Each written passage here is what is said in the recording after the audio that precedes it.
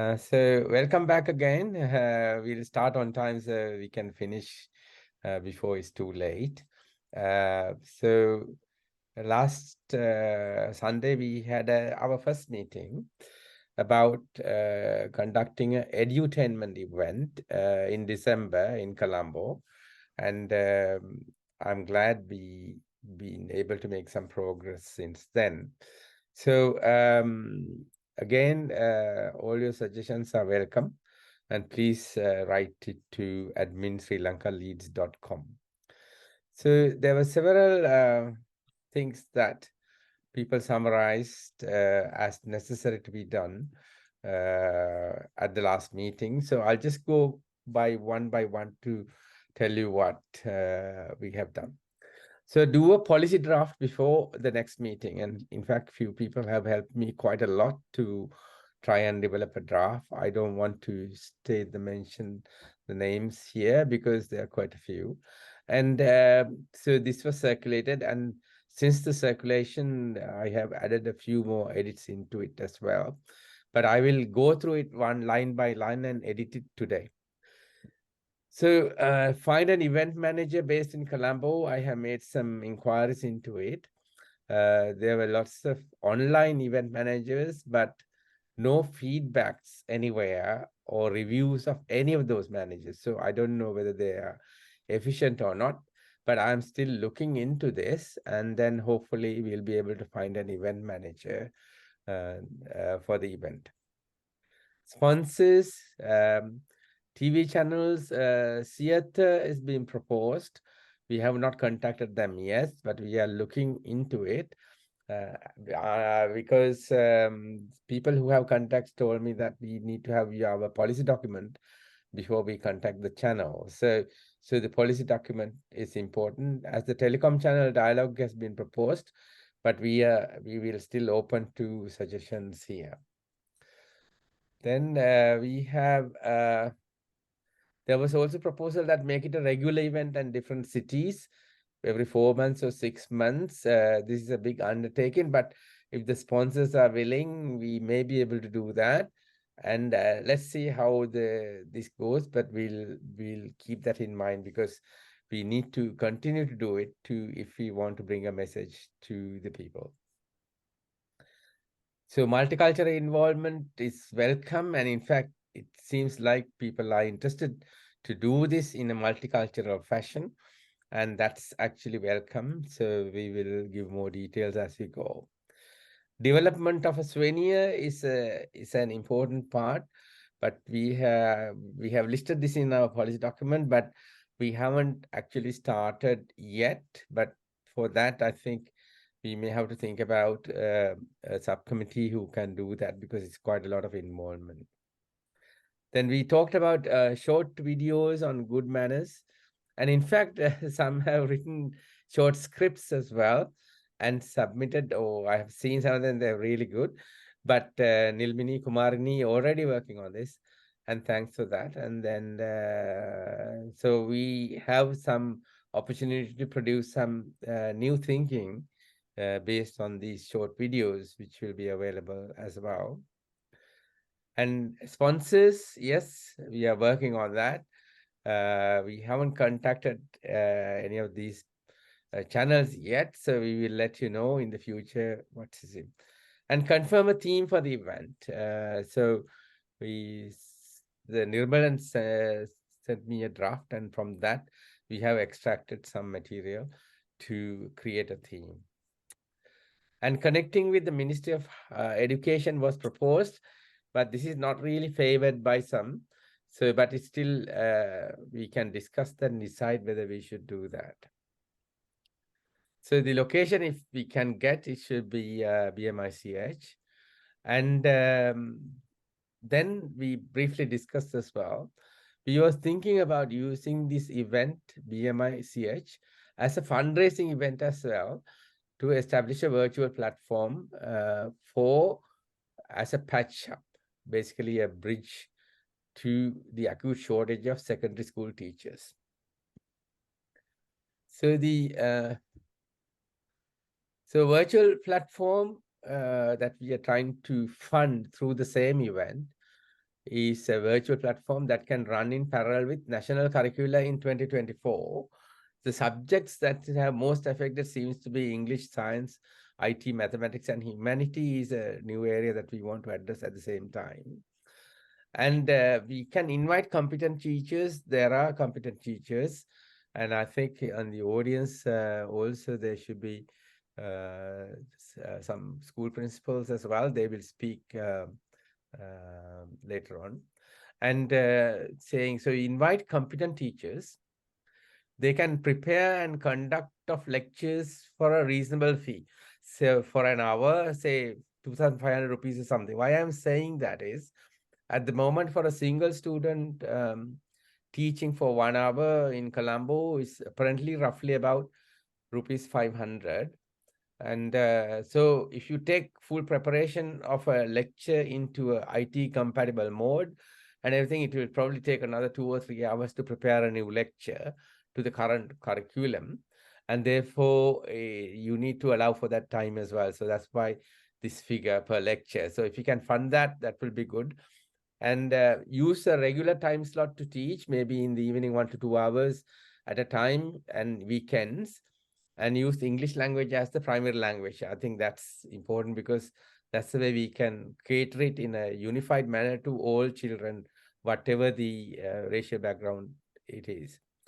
If possible, to cover the grades 6 to 12, because that's where the maximum damage will be because of lack of teachers.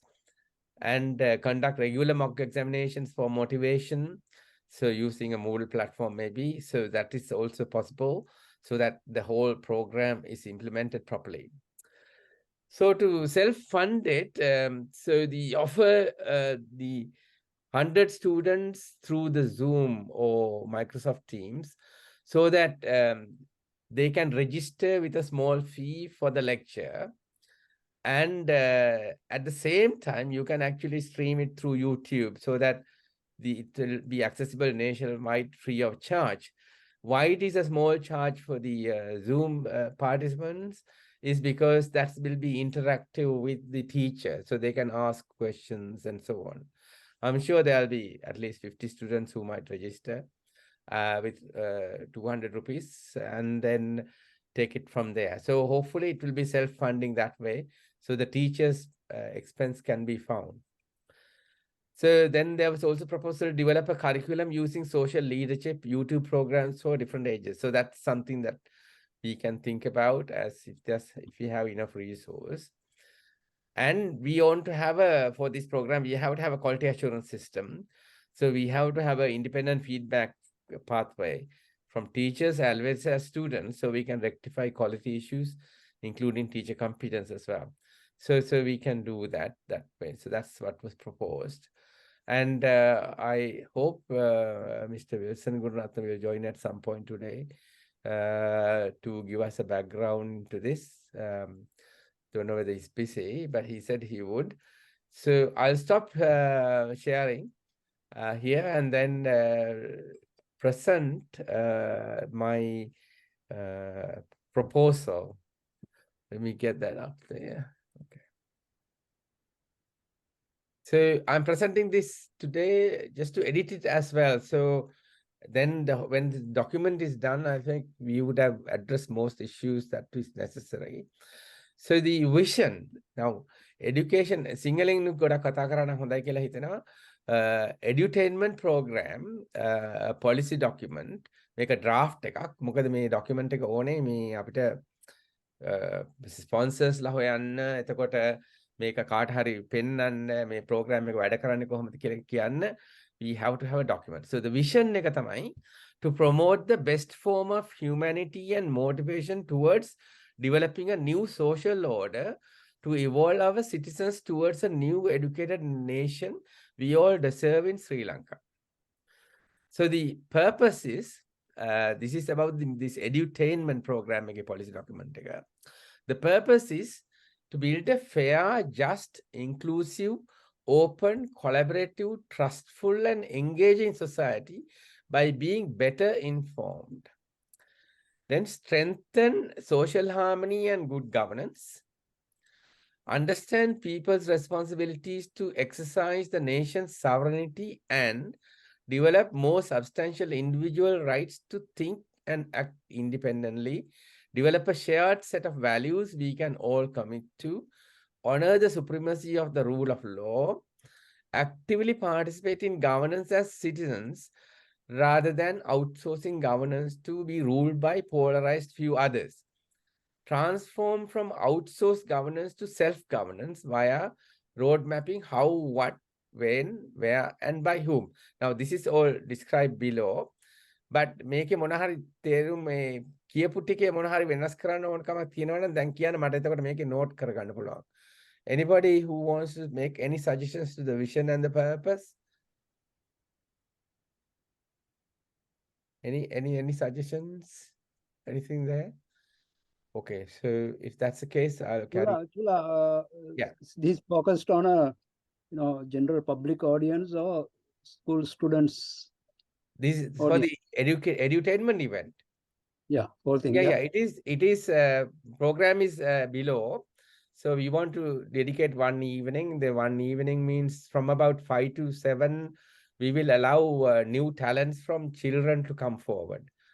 And they can make presentations. Then from about 7:30 upwards till about 11 or so, if there are enough senior artists who can contribute in music or dance or drama, even short videos will be useful. So that's what it is. So it's both adult and children. It's mainly family oriented, but the presentations will be mostly by children to begin with. Okay. Is that okay? Yeah. Yeah, because I think the school's children principals are there. මම පොඩ්ඩක් කියන්නම් ඉන්නවද බලන්න පොඩ්ඩක් ඉන්න බලන්න. Nadisha, can you hear me, Nadisha? Nadisha? Mute කළා ඉන්නේ, mute කළා. Oh, doctor. Oh, Nadisha is a school principal who's worked hard. පොඩ්ඩක් මම introduce කරන්න Nadisha.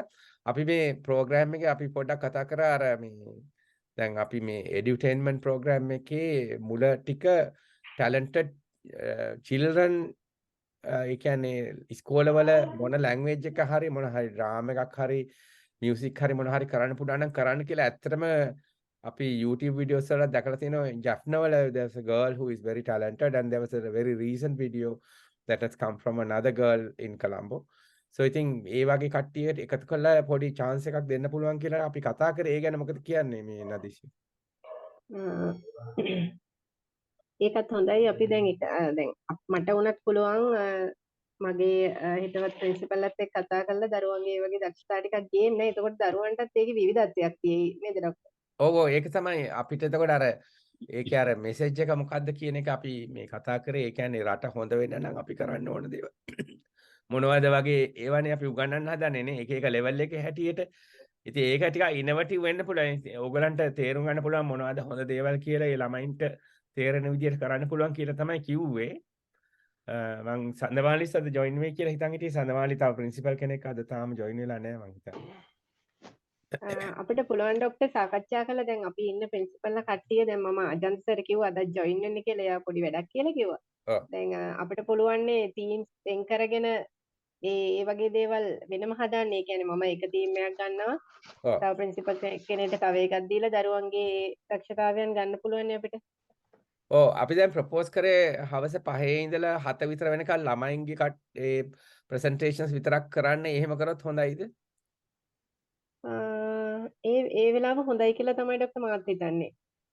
මොකද දරුවෝ වෙනම දේවල් කරනවා නම් දරුවන්ට වෙලාව තියෙනවනේ හවස 5 වෙනකන්. ඔව්. දරුවන්ගේ ඉස්කෝලේ වැඩ කරන්නේ. එතකොට මේ වෙලාව අපිට යොදා ගන්න පුළුවන්. ඔව්. එතකොට අපි දැන් ඊළඟ මීටින් එක එනකොට තව සමාන්තරකින් කියමුකෝ අපි මීට් වෙනවා නම් ඔයගලන්ට පොඩ්ඩක් අවුට්ලයින් එක හදා ගන්න පුළුවන් වේද මොනවද ඔයගොල්ලෝ කරන්න යන්නේ කවුද ඒවා ලීඩ් කරන්න කියලා එහෙම.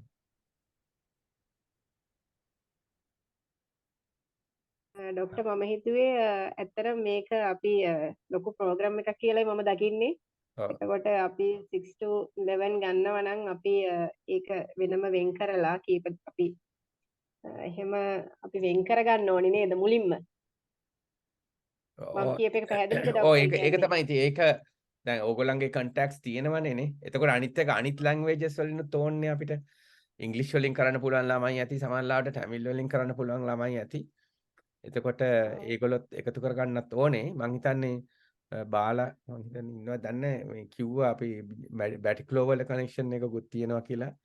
එතකොට ජැප්නත් මං දැක්කා ඒ වගේ ඒ ස්ටුඩන්ට්ස්ලාට එන්න පුළුවන් නම් ඒගොල්ලෝ ඔක්කොම කනෙක්ට් කරලා අපිට ප්‍රින්සිපල්ලා ඒ කට්ටියත් එක්ක පොඩි මීටින් එකක් තියුණා නම් හොඳයි නේද? ඔව් එතකොට අපිට පුළුවන් වෙනම මේක මොනවද කරන්නේ අපි මේක කොයි පැත්තටද යොමු කරගන්නේ කියලා පොඩ්ඩක් සාකච්ඡා කරගන්න පුළුවන් ડોක්ටර් අපි කට්ටිය එකතු වෙලා ඕගොල්ලන් කරන දවසක මට පොඩ්ඩක් පුළුවන් දවසක් කියලා කියනවාද? එතකොට අපි මීටින් එකක් සහභාගී හදන්න. ડોක්ටර් පොඩ්ඩක් අපි කී දෙනෙක් ඉන්නවද කියලා පොඩ්ඩක් කලින් ෂෙඩියුල් කරගන්න ඕනේ නේද? දැන් මම ඉන්නවා නම් කලුතරින්. ඔව්. සඳමාලි ඉන්නවා නිගම්බොද කොහෙද? ඔව්.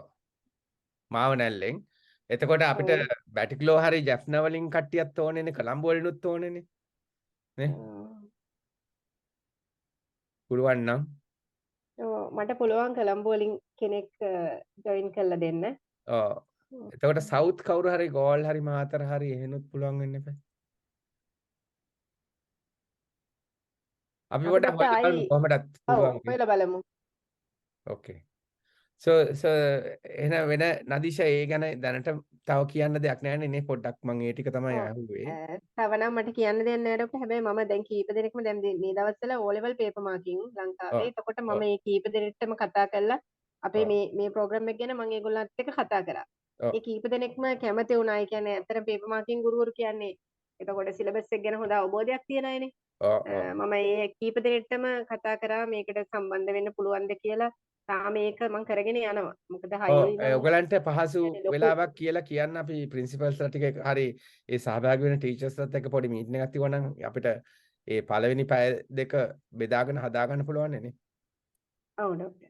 හරි thank you එහෙනම්. Chula, just for clarification, yeah. So we are planning to cover grades 6 to 11, right? That is for the virtual platform, but the talents can be any ages. So I see. Okay. So yeah, virtual platform I'll talk in a minute in this document itself. So we can do. Okay. So for other students, it will be 5 to 7, 2 hours, right? Physically. No, yeah, it's a drama or a song or something. So it will be in Colombo, but we are trying to find the funding for them to travel and food and everything else as well. And it will be in all 3 languages, preferably, right? If possible, yeah. Because I think a mix of things will be very good. Yeah. And already there are some students who have on the YouTube video I have seen, and some people have suggested. So if we can contact them, if we are able to contact them, they'll probably come forward, yeah. Because it will be an opportunity for talented children also to come forward, no? If they have drama capabilities, artistic capabilities, music capabilities, they can show up as well. Yeah, so that's the idea there. So the mission of this edutainment event is education is the key to achieving this transformation by motivating through multimedia channels and using role models locally and abroad through multiple platforms suitable for diverse groups by age, gender, education level, cognitive ability, and sustainable development. So mission in overall is trying to educate children and teenagers from grounds up, and educating adults as well from grounds up with time, including career development, and developing partners, agents of change, mostly the youth. So if there are younger people who are interested, help them. Lobbying the policymakers and introducing referendums to advocate policy changes. Then develop new agents of change with the required skills to serve. Can collaborate with established institutions with similar missions. So there's a lot to do, but if there are younger people who like to join and promote, that would be good if they can take some leaderships into do this kind of work, so that they get involved and then they learn. So that is the mission.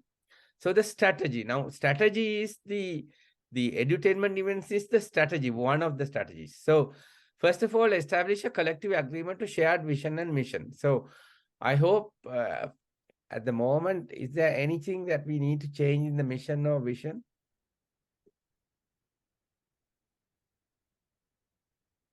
Okay. So then we'll brainstorm regularly in the meetings to identify means to achieve this mission. In our leads meeting from regularly, we'll put it on as we come. And use the edutainment, dedicated events in different regions. So the first one, we will start in Colombo. Then public media resources, yes. If we can get a dedicated time slot on private channels for further discussions, etc., debates and so on, that is a good thing. So that is why the sponsoring channels, we need to have this policy document to send it to them. Then social media, short messaging to drive a point is a good thing if we can do, even short videos that the sketches has already been done by some people, which is very good. Then invite private entertainers in music, dance, puppetry, comedy, drama, fine arts, and theater. And use publications. I mean, newspaper article we are always trying to do, but books and short videos and other materials of multimedia, debates and dialogue. Regular discussions on various topics related to citizenship, society, and governance, independent of political affiliations. So this is something that we are proposing to do. So that's our strategy. So the how we can do it. The public launch in Colombo in December with virtual access will be a good one to start all this program. And skits in different cities and villages means we have remotely or otherwise conduct various such events in other towns in different regions, which will be a good one to do. Partner with various NGOs to advocate. So if you have anybody who can support us, that will be good. And set up ongoing development programs using Zoom, Microsoft Team technologies.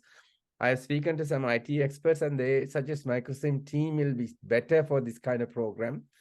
And avoid direct involvement or collaboration with people and parties with poor track records, like politicians, shrewd business people, criminals.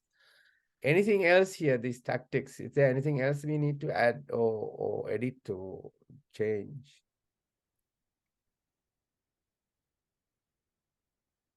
So the topics that has come through is several. I mean, this list of things actually include most things that we want to do.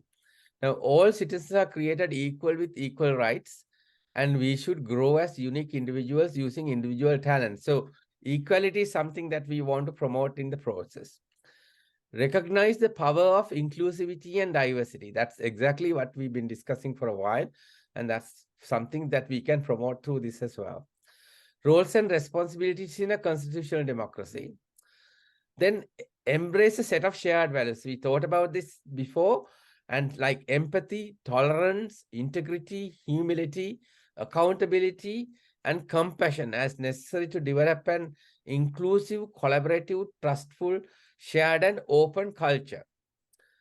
Then fundamental and natural rights and responsibilities of everyone and commitment to protecting its violation against anyone.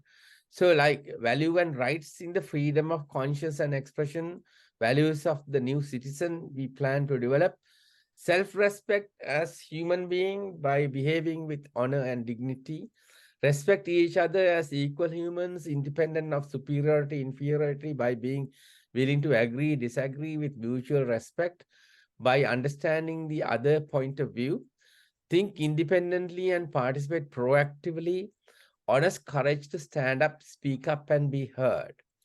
Then individual skills also we can inculcate in the process, critical thinking, ability to receive and analyze knowledge and use creativity to develop innovative solutions to problems, communication, ability to form unique viewpoints and express persuasively, convert passive learning attitudes to an active, assertive one, empirical and quantitative reasoning, ability to comprehend and use data to formulate and deliver informed decisions, teamwork, ability to understand and accept the viewpoints of others and work collaboratively to achieve common goals, personal responsibility, ability to see the consequences of our actions and take responsibility for and justify the choices made, social responsibility, ability to see what's best for society and the world and act accordingly, awareness and ability to control one's emotions, like emotional intelligence. So there's quite a lot in this policy document. But what I will do is I have read it and then to all of you, and I hope there's be maybe comments and corrections, etc. I will send this document that I'm showing now to you all when I'm sending the YouTube as well. And please send me any corrections and suggestions so we can finalize this document. Now, anything else from there? Then I will come to more about this education and edutainment event in December. Anything on the above? Any suggestions? Any corrections? Anything you want to say? Tula, now, yeah, this covers a very wide field of items. Yeah. Probably, I don't know whether it covers the kids getting into this, drugs problem, addicting to drugs. Yeah, so we can include that. How do I include it in the policy document? So somewhere. yeah, Because it's a serious issue. it has to come in the individual skills, isn't it?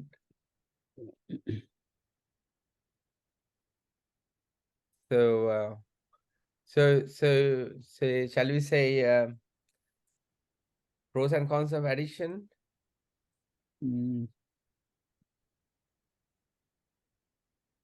Yeah, addiction. Yeah, we should just not say drugs. Addiction is a better term, I think. Yeah. Okay, I'll leave it as it is. So if anybody else can expand that, that would be good.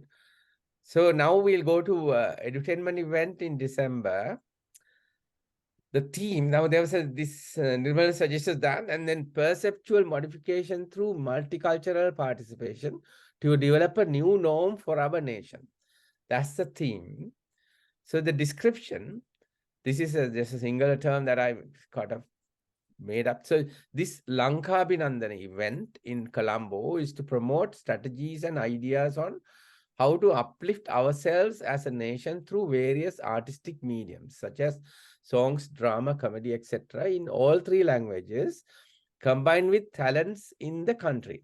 Displaying our derogatory practices through hilarious acting and songs will help our message be spread across, go through to the public. Use multi-language and multicultural inclusion to promote unity, respect, strength, diversity, peace, and becoming a developed nation as a genuinely a non-aligned country. Make this as an opportunity to encourage new talents from children and young adults to surface nationally with school teachers, well-wishers, and parents' partnership. We may also use short videos during intervals, etc., on good manners. Example, trying to cross roads at a zebra crossing, who has the rights, driving on our roads, queue jumping and spitting on the road, comedy on going abroad, unity and diversity comedy, etc. So there's quite a lot, and already there's inputs into it, which I'm very happy about. And we can combine further promotion with a live transmission via YouTube or Zoom. Use the above one-day event as the foundation to initiate the above policy. Host these events regularly, twice a year maybe, to gain support for a propagation. Use talented youth and patriotic senior artists to collaborate and drive this change. And promote the above mission amongst children and young adults. So the plan is like one evening in December, start about 5 o'clock, children for 2 hours, then have a short interval, and then another up to about 3 or 4 hours. It's adult, depending on the participation we are getting from the presenters. So adult and family-oriented talents by senior artists contributing to a diverse multidisciplinary performance in dance, songs, drama, comedy, or magic, and even short video clips to inform the public why and how we should develop as one nation. So we are planning to invite senior artists to contribute to a diverse multidisciplinary performance in dance, songs, drama, comedy, or magic, and even short video clips to inform the public why and how we should develop.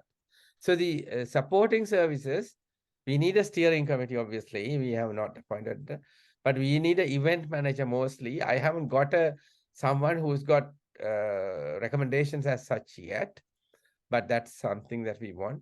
Then we want sponsors, a TV channel and a telecom channel. Then Leeds also must have a management committee to look into this. Development of a souvenir is another aspect. Online ticketing and QR coding needs IT support and supervision on the day. Accounting we can use. Leeds is now actually an education charity. It's going through the final stages of registration. So we have an accountant, and so we can use admin features to create an account store, because we'll have a constitution as well. So that is happening. So we'll be able to have a accounting system that can deal with it. And on-site security and catering is other aspect we want to know. So use that event. I talked a little bit about it. Use that event at BMIC also as a fundraising event to establish a virtual platform. Why? Because of the brain drain and the acute shortage of secondary school teachers are significant drawbacks for our country. There is no strategic recovery plan at the moment. So use the advanced virtual technologies to bridge the gap until the responsible authorities find a recovery plan. So the virtual platform that we want to establish, I will talk a little bit about it. How we establish a virtual platform that can run in parallel with national curricula in 2024. Select the subjects, depends on the principals who are joining, what subjects they want to do. Invite competent teachers in each subject area via Zoom for their preparation of lectures or interactive material for reasonable fee. Then use a regular time slot. Use English language as the primary language. Cover grades 6 to 12 in the national curriculum in 2024. So by the end of 2024, we would have covered the whole curriculum in each subject area that we are trying to help. Then conduct mock examinations to maintain motivation for learning. Then we talked about offering 100 students registration for a very small fee, and the others who we can link through YouTube channel free of charge, so that as many children can watch this as we go. The small fee that is coming from the 100 students will give the advantage of being directly interactive with the teacher. That's the only advantage they will have. But then that will also self-support the program. So YouTube streaming is possible immediately, almost immediately, with about 2 or 3 seconds delay. And record and save all training sessions as well for future use or for revision. Then they can also develop a new curriculum for social and leadership, which is also important. That is not quite there in the Sri Lankan curriculum. And we'll need to have an independent feedback pathway to rectify quality issues, including teacher competence. I will copy this document so that you all can edit and send it back to me if there's a need. And so I'll stop there and then enter the discussion. Thank you. Yeah, thanks. Quite a lot of work so quickly. Anything you want to say about this? Yula, what about contacting UNICEF for some? That's a possibility, yes, but then we have to have a little bit more program about who is. Yeah. UNICEF, yes, we can contact UNICEF, yeah. And Mr. Channa Vijayavadana for this dancing actions. Yeah, we can do that, but we have to, he has to have some kind of a team to support what we are doing, isn't it? So he'll have to create something that will bring the message. But once we have the policy document done, then we can actually send it saying, this is what we are doing. Would you like to support? So we have something concretely written. I have a question, Tula, which maybe if you could answer, it will be helpful. Yeah. Just looking at your entire document, this looks like an attempt at social engineering. Is that what you're trying? Absolutely correct. Because we need a different form of thinking, isn't it, in Sri Lanka? At the moment, I mean, Kumarini is in Sri Lanka, I believe. She sent me a small email about the first day experience. And you can probably say what you felt, Kumarini, if you want to. Kumarini, are you hearing?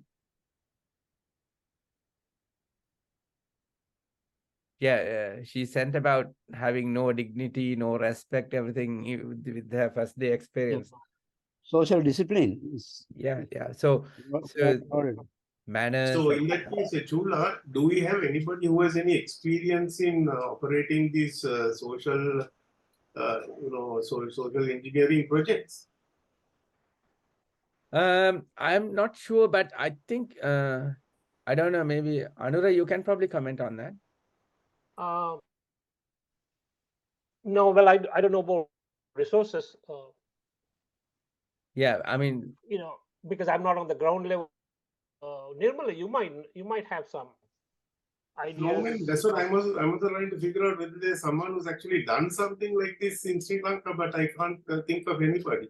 But maybe we need somebody from abroad who does this sort of thing. Yeah, because who's willing to give virtual, us a we should hand. be able to get someone. Yeah.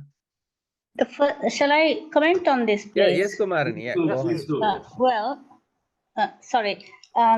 My initial shock is there's no respect for others when it comes to any kind of service. Like I went to Pereira and Sons today to buy some cutlets and patties. There were three others putting their hand above my head and shouting, saying, "Mama me jog karada yanawa mata yanaga everything gaman kanda deyak ga." So I just said, you also have a time, I was here before you. එහෙම කිව්වේ නැත්නම් ඒගොල්ලෝ දන්නේ නැහැ. They think it's the norm to put your hand above if you're taller than the next person. Self-respect as well as respect for others. ඒක තමයි මට හිතෙන්නේ මේ රටේ first lesson එක ළමයින්ට උගන්වන්න.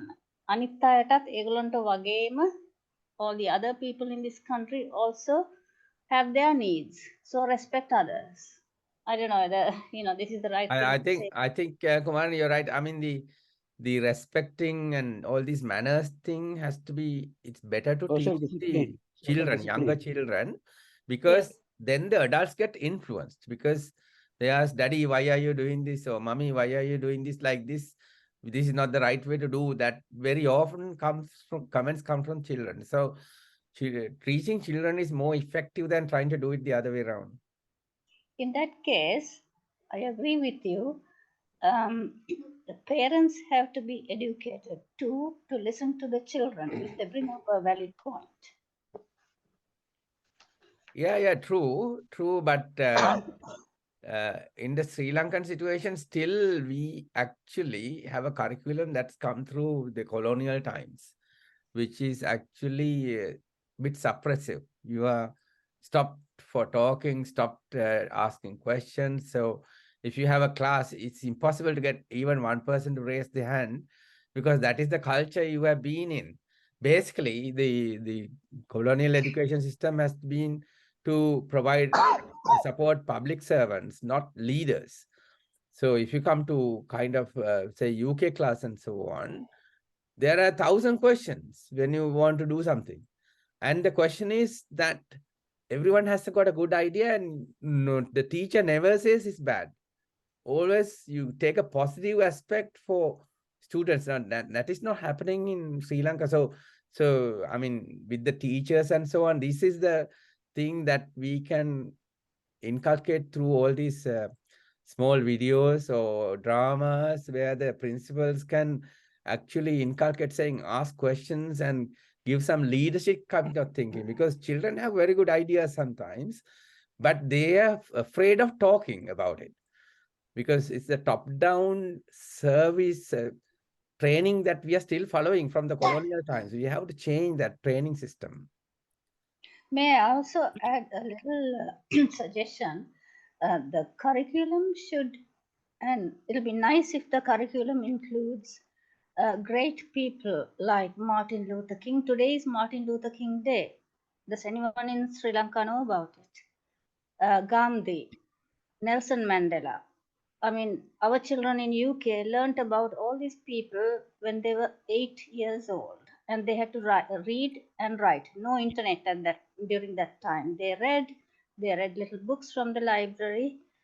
So not only Sri Lankan leaders, there are other leaders who instilled good ideas to people. So I have feeling if this is also included in the curriculum, not just stick to the educated good people in Sri Lanka. Anyway, it's only a suggestion, so it's up to No. consider. I think what you're saying is right. I mean, the times when we were learning, there was a subject called Prajacharya. I don't think it is there anymore. I don't know whether anybody is aware, whether it's there in the curriculum now about our own history, about politics, how it worked, what happened, etc. So there's no independent way of people to learn how it's come to this position. So that's important. So this kind of thing is the social order kind of, we can probably start it ourselves if people start listening or to our virtual platforms, because we may be able to show a short video before we start or something. So the message is possible. Yes, Bala, you raised the hand, Bala. I Bala? just continue to make some input to this discussion. Actually, what is needed is to introduce the values of democracy, Yeah. the equality, tolerance, and this kind of the values of democracy and values of human rights. It's also partly the spiritual values of our religion, actually. Yeah. So this is very important from the kindergarten to the children to be part of this knowledge, because this is where the attitude and behavior of the children when they grow, they respect democracy, they respect others, they respect the system, that kind of thing. And also the problem generally, majority of the people try to grab the opportunity above others. This is the kind of attitude we see every day, even at the bus queue or in the queue in the shops or everywhere. And therefore, it's very important to think of a good value-based education as a part of curriculum. So we have to inculcate in different ways, and that's how. And comparing, for example, how it happens in a developed country and developing country, the differences, even the road discipline. Get the road discipline. Yeah. I mean, it's the indiscipline that creates the roadblocks that they don't understand. So this kind of thing is important, but there's a lot to learn. But but at least making an effort. I mean, we put some values in our document which encompass what you're saying. So I mean, we can only start and take it forward if more people get involved. We could negotiate with the curriculum department, with the education department. Because long ago, I really tried to work with the department. I drafted some curriculum on in promoting cultural peace, cultural democracy, and also the human right-based education kind of thing to the schools. Everybody agreed, and they wanted me to just do a pilot project of training teachers, and that's the end of it. And they didn't follow after that.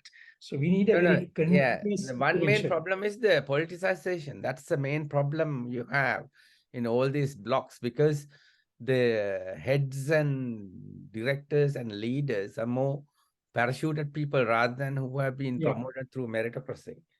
That's one of the drawbacks that we have in all courts, really, including the university, I must say. So because the vice chancellors, for example, should be completely independent, like here, so they really focus on education. But in Sri Lanka, it's not the case, because the appointment system is everywhere. No, the autonomy of all the institutions is a must. That should be the priority for us to think of a reform. So, if we can get those, we know kind of slowly from everybody's input what needs to change. So that's what we should focus, and finally we will see the result that it's happening if we can do that. Yeah, thank you. Yeah. Okay. I think it's okay. So if you can send any, I was wondering. If I may add something to the discipline that we're discussing, another area is the declining social trust. Where people find it very difficult to speak the truth. Okay. Across the border. You ask when there's a tendency to give the answer that I like to hear, rather than the truthful answer. So that's a huge that is actually, I was thinking about this. colonial. This is what you call intellectuality. So the intellectuals generally express without thinking about imagining about what the response is going to be. They talk about more truth. But apparently the intelligent doesn't do that. Intelligent is more selfish, and they go more focused on for their own gain kind of thing. So you have to get the balance between the intelligence and intellectual to do what you think needs to be done. I think we can do that, because when you get more senior, the intellectuals originate from originally intelligent people. So there's a little bit of age difference as well. So, I mean, you want to put your idea into the document which I circulate, yeah?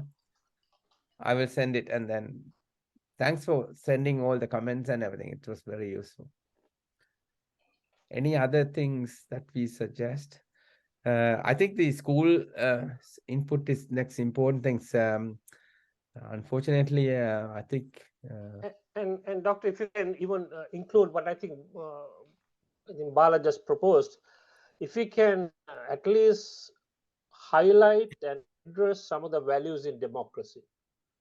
Yeah, I think we've highlighted people the don't values know of what democracy is. You know, I remember someone was saying democracy Kannada or something like that at one stage, one of the leaders, because people don't know the real social value that comes out of living in a democratic society. Yeah. That's good. We need to put that into our document so we know we have our policy document properly done.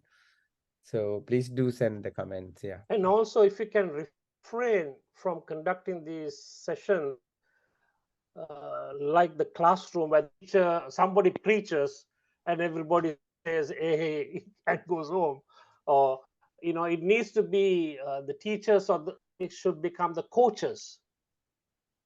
They should become the coaches, and the kids or the children become the actors. So what you are saying is convert the passive learning to proactive learning. That's right. There you go. So yes, that is very true. That's what I was telling, because we have a colonial system that has come down in our training programs. Yeah. And it's not really designed to produce leaders. So that's the difference. So that's right. You don't have proactive learning capacity development at the school age. So in the university, you have it a little bit. So that's how we survived. But that was more self-learning, really. So that's true. Yeah, very good. Yeah. I think about anything else. I was hoping. Yeah. Jivanand, couple of questions.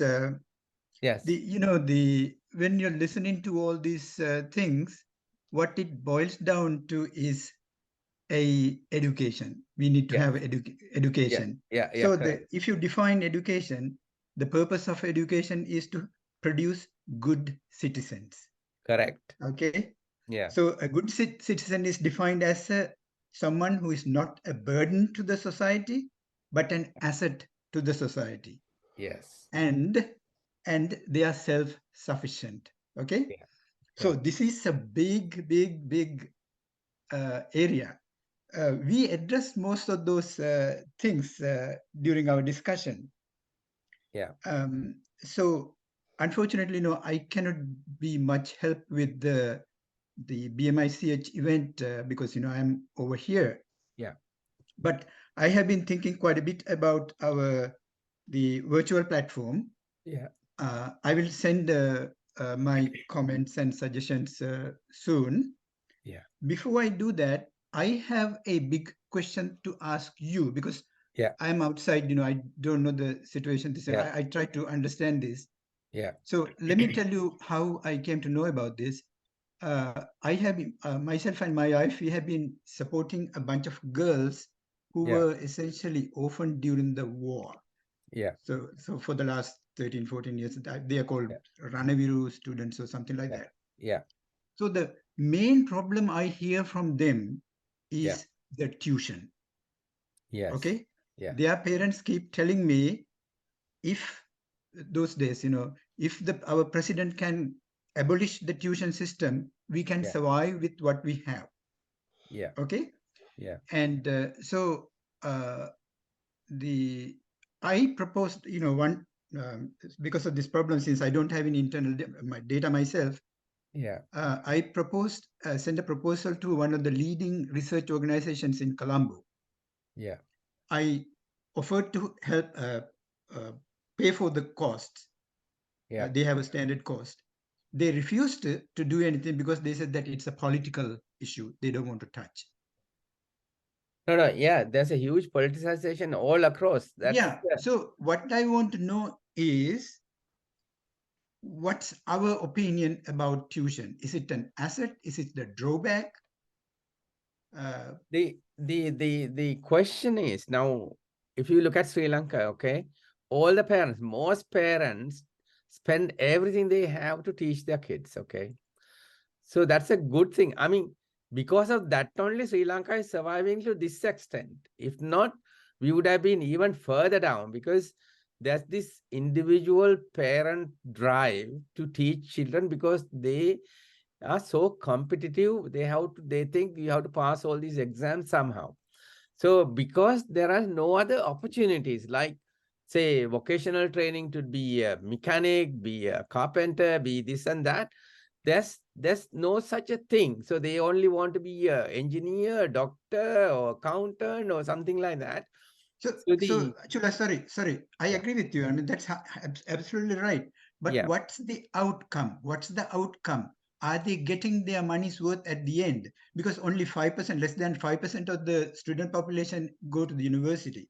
What's the rest of the people? What happens to the rest of the students? But so my at take the on this moment, thing is, about 5%. But then the good students now refuse to enter Sri Lankan universities, and they go elsewhere. So they, after A-level, some of them don't even do A-level. They try other things, and then they find pathways to somehow succeed. And then I know my own some relatives, I mean, didn't do the A-levels, but did something else, and then another course in Colombo, and then moved abroad and did the final year, and then got a first class, and then now established to some extent a pathway got opened. So there are certain group of students who now look at that pathway rather than going through the Sri Lankan university system, because there are extra private organizations that are giving kind of equal university kind of education with links abroad. But then there are false passages as well. So there's a risk in that. And I mean, I've been in kind of intensive care for a while. Yeah. So if you change anything too much, the system collapses. So the tuition is so much established. Private practice in medicine is established so much. Most things depends on this circulation. And if you change everything like banning, then the whole system will collapse. Like what happened to the fertilizer thing by the last president. Yes, nobody analyzed that fertilizer, how much we are using and what the effect is. If he had done like a 10% reduction, he would have survived as the president as well. But he created a huge problem. No food, no farmers can't live, and so on. So even the tuition industry, you will have to change slowly so that the teachers can survive out of their salary. At the moment, they can't do it. So they have to do some extra teaching. And even the doctors have to do some extra work to survive, to match the needs. I mean, I know that because it's so expensive living and doing everything what you want for the family. It's not easy. So just banning everything is not going to solve the problem. I think changing and attracting people to do it differently is the way. So if, for example, if the teachers are paid well, then they think, oh, why should I bother waste my time in the evening trying to earn a bit more money? I'm getting enough. I'll spend my time with the children. So that's the kind of thing there. I mean, you can ask for the difficulties. I mean, there are lots of difficulties with even with the teachers. I know, I think Nadisha, who spoke, is not there, but if she was there, she would have told you. You have to privately communicate with them. Isn't it a waste of resources? Isn't it a waste of resources? Because, we are spending the public education, there's a huge amount. And then on this tuition business, there's a huge amount going into. So my take is, my personal feeling is that this tuition business is contributing to childhood poverty. Possible, maybe possible, but then how are we going to do without it? At the moment, it's a circle, isn't it? It's a survival circle that's going around. Say, the tuition kind of started when I was doing A-levels 40 years ago. But then I never went for a tuition class. But then even at that time... Me neither. I have never been to a tuition class. But then you could see the difficulty when you come to university.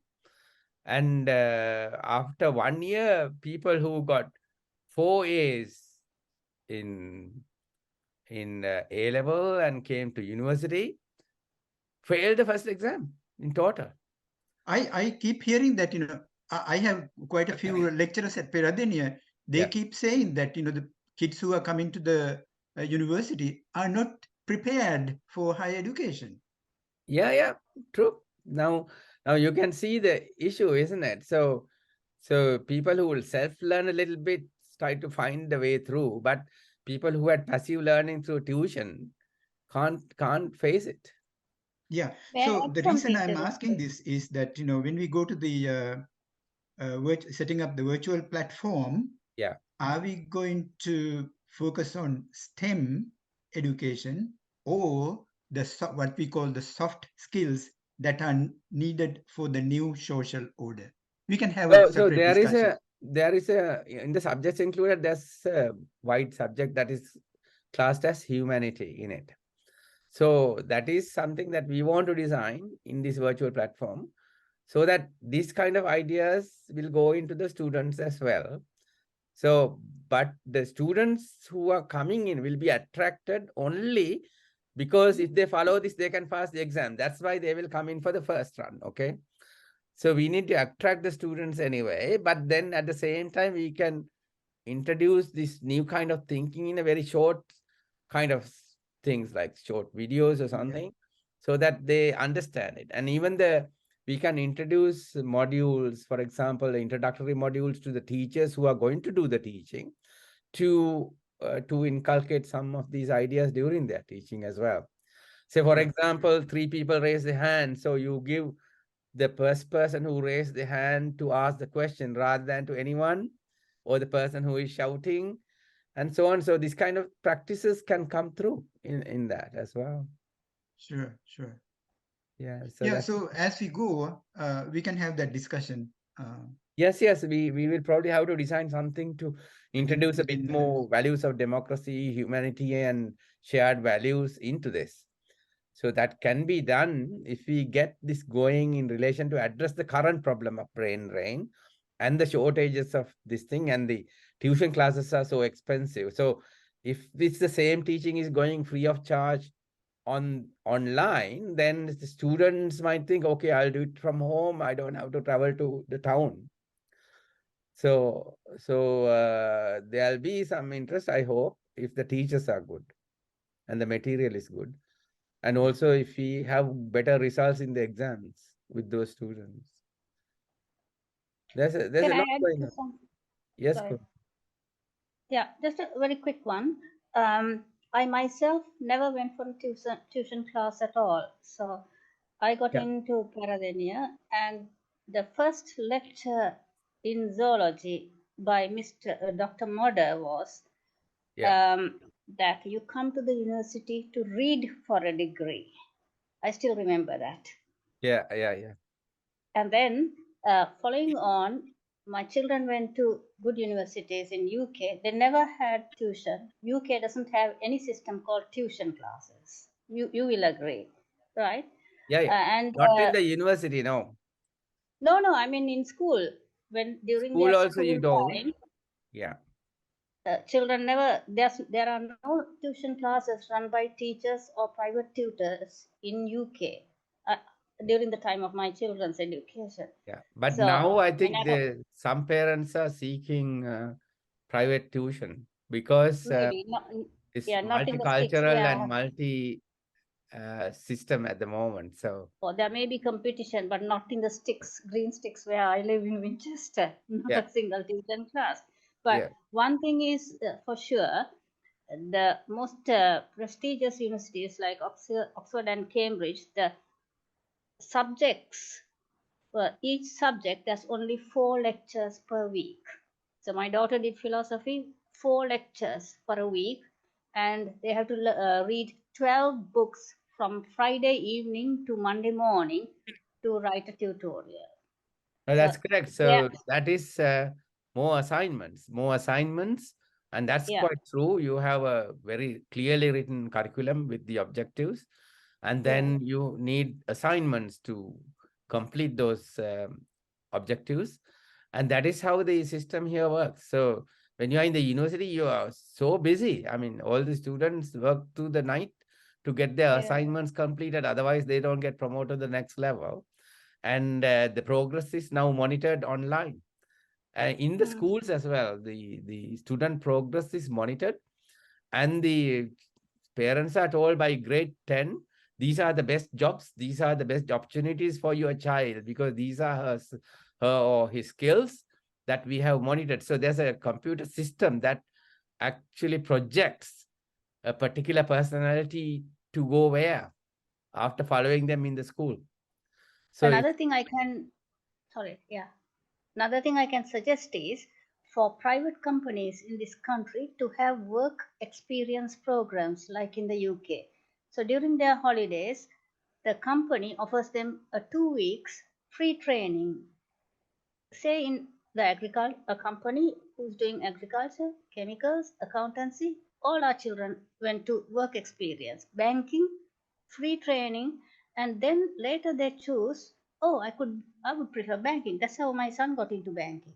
So if they are given, if they are exposed to various types of employment during their school holidays, free training and mingling with those people, they get a fair idea of what other jobs are like, not just trained to be in this country as a doctor or a lawyer or an engineer.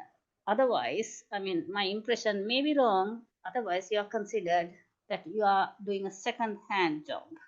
no, you're correct. Your argument came up when we were discussing about university education in Sri Lanka, and also why there are unemployed graduates. So this came up. It's because in university, some of the programs, they have only tell you what to do, but they never teach you how to do it. So that is why all these elective programs elsewhere is useful. And that is being discussed to some extent, and we are proposing that as well, because now the employers, private employers in Sri Lanka, is looking for that skill. So the universities have to implement those skill training to make their graduates employable. So this is something that was discussed, and I think the document that we are going to publish soon will have that component. Lakshman, you raised the hand. Yeah, just to comment on something that Kumarini raised. Actually, the present education minister is concerned about this, what she just mentioned, providing some placement or industrial training or business training for the undergraduates who are already selected for universities. Problem is, this has been happening even earlier in a small scale, but now the present government, the present minister, Sri Premajanthi, is interested in making compulsory. The problem is to find sufficient places for these people. Now 30,000 students have been selected for universities. Finding places, I mean, the employers or whoever who will provide this training for 30,000 students is not easy. So how can you think about the school kids? large numbers is the main problem. Tuition is because our numbers are huge. So competition is high. The available opportunities are very limited. So naturally, tuition has grown up to this scale. So this placement, industrial placement, 2 to 3 months is there already, and that's for the people, students who have already selected for universities. Expanding it beyond that into large numbers, it's a problem because not many employers like to take this kind of. Yeah, but then that's how apprentice programs, you have to Yeah. pay them to take them on, because it's an expense to take somebody in and train them as well. So Yeah. that is not happening in Sri Lanka. They'll say you take them, they don't give anything. Yes. That's the problem. So everything is Finally, economic. expensive. Yes. Yeah. And say, for example, you take a student, then you have to dedicate someone to mentor that student during that 1 or 2 hour or 3 hours. Yes. So that means you can't always be, some of the efficiency in the department or a company or something is taken away, and that has to be funded. Compensated. And so here in the UK, for example, if you take they allocate money for apprenticeships. So if you take students, I think they get a tax relief or something, they can claim on it. So somehow the expense is covered. So this kind of system has to be thought about.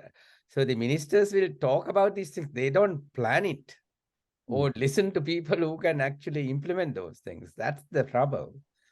They have advisors, but they don't listen to the advisors either. That's the trouble. Yes, Bala. Bala, yeah. Bala, are you there? You raised the hand. Now, the issue of tuition and things like it's when you look at the root cause is the decline of teaching practices and the quality of teaching. It's like nursing, when we were young, we saw how dedicated the nurses and teachers are, and none of us went to tuition. It's very difficult because now the situation is created in the minds of the students. If you don't go to the tuition, you will not get qualified. So this is partly a psychology, partly a reality, because they get a better tutor at the tuition. So this is where one need to look at how to improve the quality of teaching, and the commitment of teachers is very important. So this is now, for example, when we were studying, the school is known as center of teaching. The teachers' attitudes are different. They come with a long wave stick and keep it there and keep on teaching. Now, actually, for the last 2 decades, the whole system is transformed into, it called as this, the center of learning. The students are supposed to do assignments and try to learn and things like, and also in addition to that, there is what you call child participatory class management, which UNICEF did tremendous of work to introduce the child participatory management. I introduced that into several schools here, but none of them followed it up. It worked very well, especially in the post-tsunami recovery. And we did a study, and about 10 schools, we introduced it, and the principals are very appreciative that they were able to manage the students very clearly. Their participation was so good, and they are communicating very well. But then the change of management, the change of teachers, that's all gone. So the problem is the department should take as a policy and implement it. So this kind of internal management system should be changed. And also, now even the big schools like Royal, Mamaya, Saka, you hardly find students at the classroom, the advanced level, they are all in the tuition class. So how to do, and unless there is a kind of a monitoring of the performance of the teachers and the quality of the monitoring. Because I remember when I was in OL, the circuit education officer all of a sudden barged into the class, looked at the notes and raised some questions of the subject. And if the students are unable to answer, they just enter into the logbook, then the teachers are answerable to the principal and so on. So like that, there is also need for a proper monitoring of the conduct of schools and classroom, I suppose. So it's a big subject. I don't know how to do it, because I know you don't need to go now. When my daughter is doing advanced level, her classmates, parents are pressurizing to send her to the tuitions. And she did not want, and we did not encourage her. she got a good results, but without any tuition. Because the problem, the home situation was conducive enough for to study. So it's very important that we need to really address this issue, because now, for example, how much the poor villages and the estate people are suffering because of the inability to fund for tuitions, you see. So yeah, I think we understand, Bala. Correct. So let's see. I mean, Cheryl Yeah. has raised hand because she did not use the tool in there. So, but I didn't notice. Sorry, Grecian, I'll ask Cheryl to talk first. Yeah. Right. Sorry, can you hear me? Yes, Yeah, Cheryl. right. So I wanted to just raise 2 points. I lived in Japan for a long time, and tuition class is part and parcel of life. That is, the children go to school, come home, have a snack, go back to tuition, and they are called cram schools. But that is only to regurgitate the information for their exam to get into university. And thereafter that, they are outsourced from the companies and they work for the company for life. And that is a set plan. With Sri Lanka and a situation, going into the same kind of, program where the children just regurgitate what they learn. With your platform, may I suggest two or three things? Number one is to show the children and the parents that tuition is not the way in getting a broader education. With that I mean is when I was working as a nurse in Oxford, the Oxford University did a research at that time, and they found that the knowledge absorbed by a child is only up to 11% of what is taught, and that is before 12 o'clock.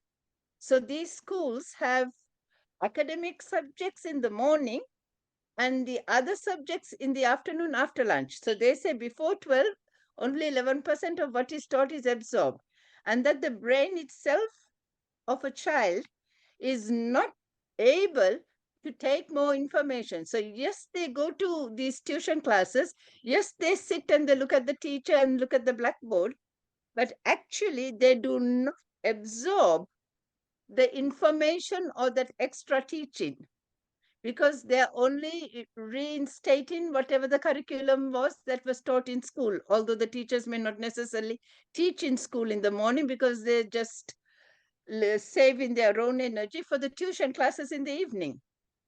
And the other thing this research found was that a child who goes to school without breakfast was another that makes a problem for the child. Is the blood sugar levels are low, and if the child hasn't had breakfast before he goes to school and is waiting for the 10 o'clock break or interval to eat that bun or sandwich or whatever, they are not able to concentrate on what is being taught. So using your platform, whether it's by Zoom or whether it's using the information, using your school principals, is to know like how many children eat before they come to school, having a breakfast before they go to school, so that because for 12 hours previously they have been sleeping, and whatever dinner was, the blood sugar level in the blood is low, and therefore they cannot concentrate or they don't. So yes, they carry their books, yes, they go to school, but the focus and the concentration on absorbing. So that is number one. And you're telling parents, because that is what I, always tell parents, both, like even my own Japanese daughter and my grandchildren came to England. And I was trying to teach that daughter that going to these cram schools and going on and on, these children don't have a childhood where they have a broad experience of life itself, playing, communicating. Children don't have time to play. They learn through play, their social skills, everything else, their psychology for them to develop is all taken away from them through three things. One is TV, one is, games, computer games, and the other one is tuition. So these children don't have the ability to, get strengthened in them, in their body physique, or, the other things. So this tuition is really detrimental rather than a positive. But until you teach the parents and the children, what do you learn? Because I went to my own children's tuition class to find out what they were actually doing in the tuition class. And all they were doing was sitting and chatting to the teacher. There was no academic teaching. She did a little bit of some, so, English was written on the board. But other than that, it is what children should do after school. So we finish school at about 1:30 or 2. They come home, they have lunch. 3 to 4 or 5, they need to play, they need to socialize. And then do some homework, eat their dinner, go to sleep. That is what a child should have. But the other difference we don't have in schools in Sri Lanka or for, the children is they do not have access to libraries. They are not being taught to read. So this is where I find that a lot of our children don't have the capacity to sort of broaden their horizons and expand their educational knowledge, is because they don't have access to books to read. Yeah, I think you got a very good idea on there. I mean, I fully agree with what you said, but it also tells that maybe it's time to write a module if you're doing a virtual platform, saying how to make your child pass the exam or something like that. And then introduce these ideas that they should play, they should be active, they should retain better, breakfast, that kind of thing, with evidence so that the parents learn it. So it's a good idea. Yeah, modular training is something that we can introduce if you are doing virtual platforms, because you can introduce what you're saying as a short videos and so on, so people can access it and learn it as well. So it's a good idea. Very good. Yeah. And also, when you told me about your the way we educate, the teachers up there, I say you listen.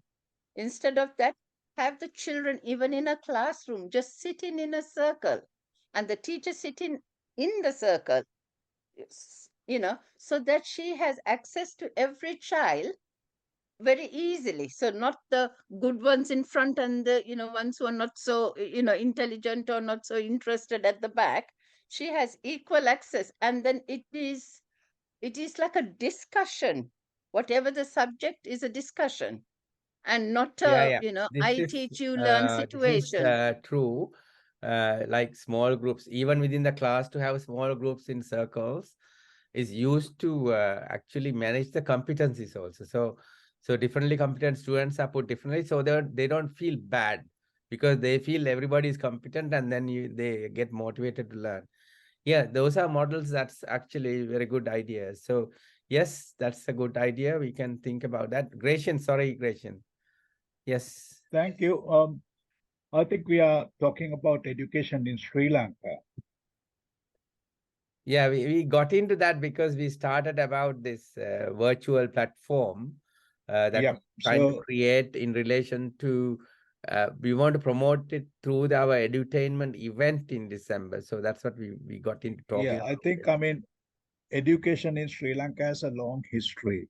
So if you don't know how we have come into this plight, this crisis, and the main features of this crisis, then I think we might do more harm than good. From 1943, from the free education, then the 50 central schools, where Dr. Kannankara had the vision of taking the brightest children, regardless of their social class, getting them to study in hostels and in central schools, and not only giving them the education, but also the training how to use fork and knife, modern facilities. Then that crowd came into the civil service and held very high positions. Then in 1960, the schools were taken over by the government. That was the second intervention. So there was a lot of schools, that were run by the Paramavijnanartha Bauddha Samagama Catholic church and other churches. So those were taken by the government. The government accepted a very high expenditure, where there were philanthropists and others were channeling their funds to keep the education going. So from 1960s, we come to now 2024, prior to the Easter Sunday bombing and the central bank robbery, the country was still okay in education. The country is destined to close rural schools. And by this time, there are 200,000 children who have dropped off from the schools, school dropouts. This number is going to increase. And that means what? These are the children from the very poor parents. There is a thing called transgenerational poverty. Because of your parents are poor, you cannot be afforded a good education. Because of that, you are destined to become poor. So this vicious cycle of poverty is in operation in Sri Lanka. Talking about the tuition classes, I had the opportunity of doing an assignment for Save the Children long time back, 20 years ago. When we did that assignment, we found both in Matara and in Batiklo, the girls who were going to the tuition classes, they would have lunch after school, but they deliberately did not drink water. Why? The tuition classes did not have proper toilets for these girls to visit. Simple. So they were depriving themselves a drink of water because they didn't want to go to those facilities that cannot be used. Rather than banning the tuition classes, there should be some minimum standards for the tuition classes. At least there are two guys in the parliament, there could be more. One is a minister, Bandulagun Vardhana tuition master. Bahanlal Greru was also Minister of Higher Education, yet another tuition master. But I haven't seen a principal from a government school area becoming a minister. If you look at the ministers of education, from the caliber of Dr. Dahanayake to the current one, Susil Premachand, you will see the degradation of the country in the education. That's at the highest level. Then the mushrooming international schools everywhere. Forget about libraries. They don't have a place to sort of congregate in case of a fire. I went to church today. There were some schools. I didn't know. Even the names of the school. They were there for the English Daham parcel. And outside the church, there was a about 20-page document, booklet about a tuition class from grade 3, 4, 5. 5, the scholarship. Then the O levels at grade 11, A levels at grade 13. These are the 3 hurdles before the university. So where is the money for the parents? Then at 8 o'clock, the pawn shops are open at Jail. The first to open are the pawn shops, pawning. Professor Atukorala has said that 880, 8,800, that is 8.8 billion worth of jewelry have been pawned last year. 8.8 billion. And 60,000+ acres have been gone. So there is another wave of poverty, hunger coming in. Within that context, the situation of the deprived children there might be the brightest students among them. So if I were left in the same school that I started off, I wouldn't have come this far. My classmate, out of my classmates, the highest one who achieved the highest became a PN at Bank of Ceylon. That was the first school. Second school, I had my peers. I don't know whether at least even one of them became a teacher. Their parents were tradesmen, carpenters and fishermen. Third one was Prince of Wales. I was very happy to go and tell my father at grade 2. I had a classmate whose father was a DRO, District Revenue Officer. Then when I went to Royal, I had the minister's sons with me. Some of them became later ministers.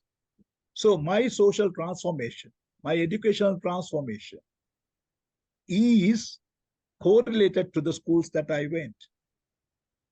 The confidence that I have, partly attributable to the education that I got. So we are talking about not only making good citizens, but as an individual right of a citizen, right of the citizens to receive equal treatment. The amount of money you spend per student at Royal, Ananda, Nalanda, Vishaka, Mahamaya, or whatever the others, these schools, compared to the per student expenditure at a village school, there is a big disparity. The big schools have very powerful all girls or all boys unions. They are also supporting. We bought a bus for the Royal College, our batch. Various other projects are going on and on all the time. So there is a huge disparity, huge inequality in education, and that is politically designed, perpetuated. This is a big anomaly, big injustice. So, as Jivananda said, we can do a study about the tuition classes, the facilities and all that. There might be people who can do that. There would have been other studies done about the tuition classes. Tuition teachers are one of the millionaires in the country. So that is a set of millionaires and billionaires who do not pay taxes mostly. There is a tuition teachers union also, big one. So you can, talk to them. Some of them are paying taxes. Some of them are giving free cards for the bright students. So then, during the COVID time, the online education became more or less a standard. And some of the children in the rural areas, they had to climb trees and rocks to get a little bit of signal. That was shown on the social media. So we are talking about a huge complex area in which where you want to sort of, make a mark, make an impact. Well, you have to do that. That is appreciated.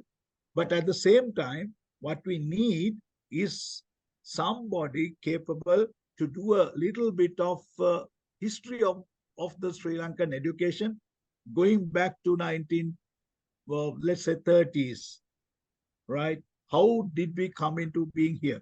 Chula was mentioning about the colonial system, which was producing clerks and administrators for the colony.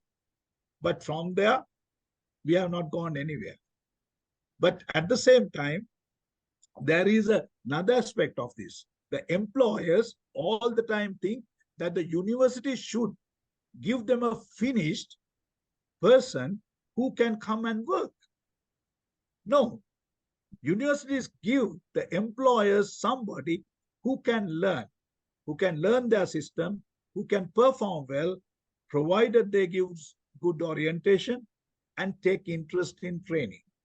This message has to be taken to the employers as well. Employers are as ignorant as the students about their role, what they should be doing. Thank you very much.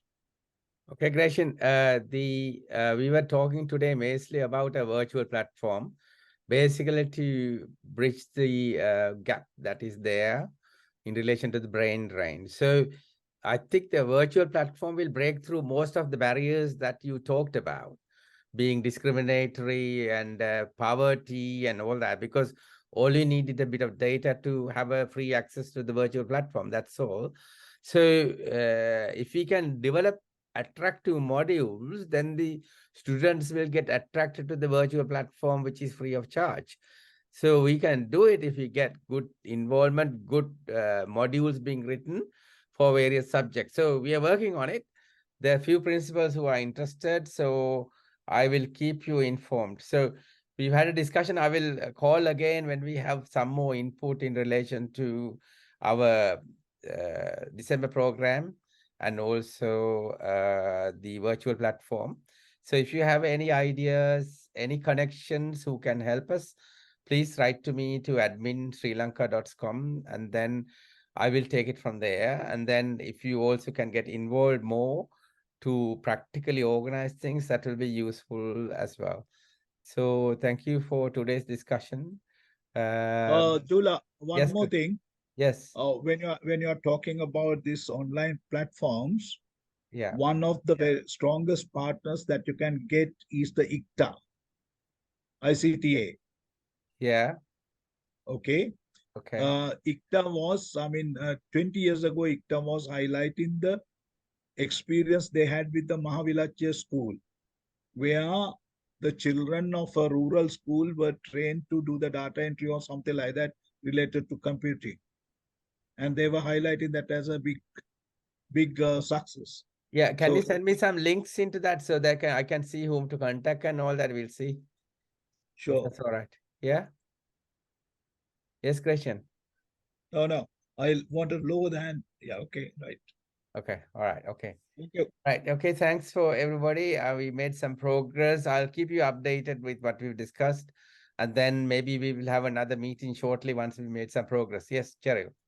Before you go, can you tell me, like in December, about when would this event take place in the BMIC? We haven't got a Because I date live in... yet because we are looking for an event manager first, and the event manager to try to book a place and a date, and then we will know. We are trying to do it like first 2 weeks in December.